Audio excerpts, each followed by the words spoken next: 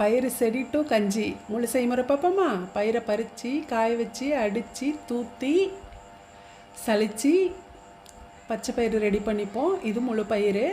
இதை வறுக்கணும். ஒரு 5-6 ஈக்குமத்து குச்சை நூலில் கட்டிக்கிட்டு இப்படி வறுத்தோம்னா நல்லா புரண்டு வரும்.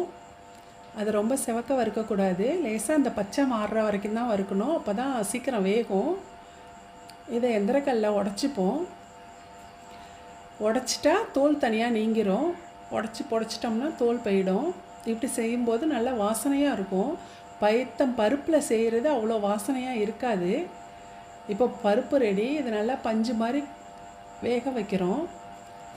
அது கூட சர்க்கரைப்பாகு, ஏலக்காய், தேங்காய் சேர்த்தா பயிர் கஞ்சி ரெடி.